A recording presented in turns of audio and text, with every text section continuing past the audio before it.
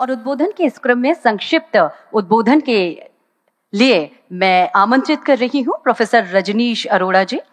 आप केंद्र सरकार के अंतर्गत all India council of technical education, जो कि देश भर में इंजीनियरिंग कॉलेजेस का नियमन करता है, उसके universal human values national coordination committee के अध्यक्ष हैं। आप सादर आमंत्रित हैं अपने संक्षिप्त उद्बोधन के साथ।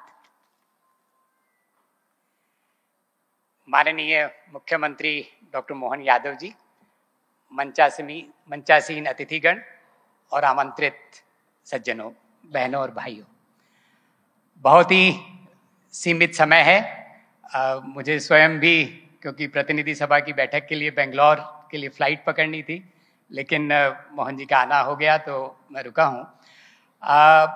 आज जिस विषय की दिन भर चर्चा हुई, आनंद के आयाम, उसको मुझे मोहन नागर जी ने बताया कि बहुत ही अच्छे शब्दों में माननीय मुख्यमंत्री जी ने सबके सामने रखा है कि भारत की परंपरा में तो लोग आनंद को इन्हीं शब्दों में बोलते हैं, नंद के आनंद भयो, जय गोपाल, जय कन्हैया लाल की।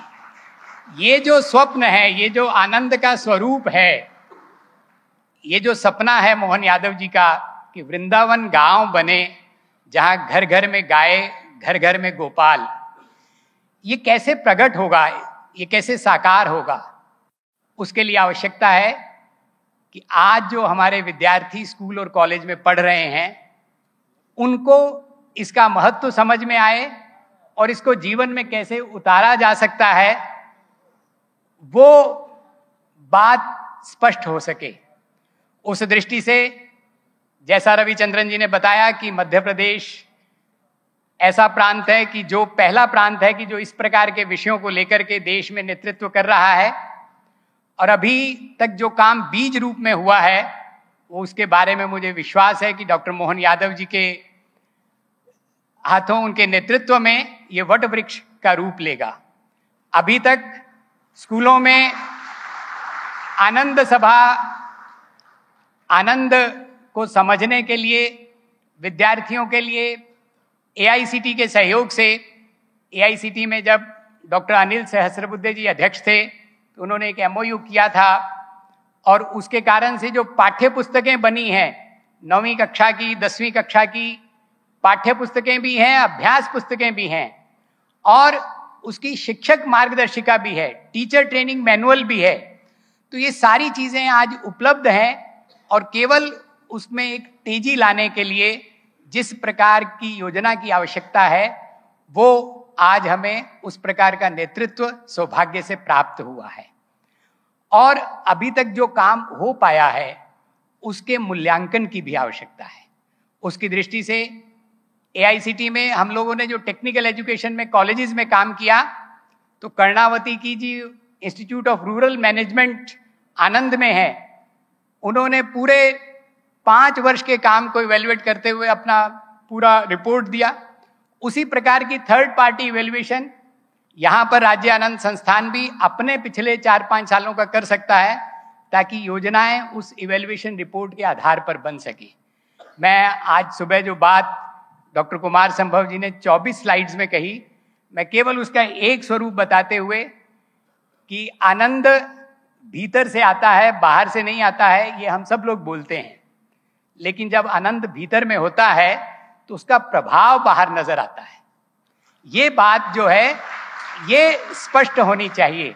अगर उसका प्रभाव बाहर नहीं आता है तो फिर कहीं ना कहीं कोई कमी है।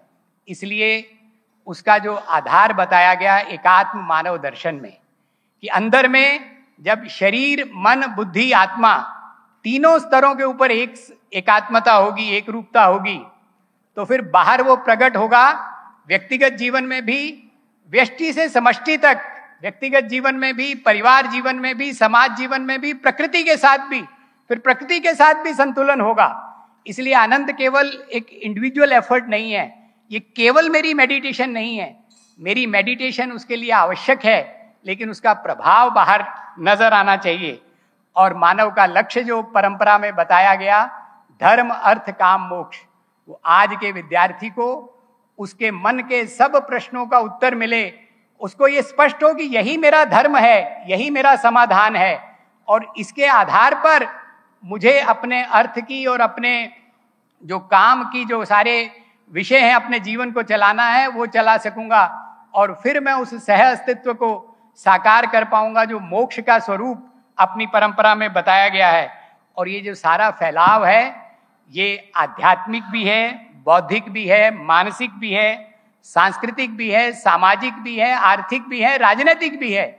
इन सारे आयामों में जब व्यक्ति सक्रियता पूर्वक अपना धर्म निभा पाता है तब कहा जाता है कि चाहे वो कुरुक्षेत्र के मैदान में खड़ा हो तब भी उसको योग समझाया जा सकता है और वो योग समझ सकता है। इस प्रकार की प्रतीक्षा आज समाज चाह रहा है कि स्कूलों में हम कर सकें, और उसके लिए AICTE हर प्रकार का सहयोग आनंद राज्य संस्थान को आगे भी करता रहेगा। इसी विश्वास के साथ मैं अपनी बात पूरी करूंगा और माननीय मुख्यमंत्री जी से क्षमा चाहूंगा कि मुझे एयरपोर्ट के लिए निकलना पड़ेगा। बहुत बहुत धन्यवाद।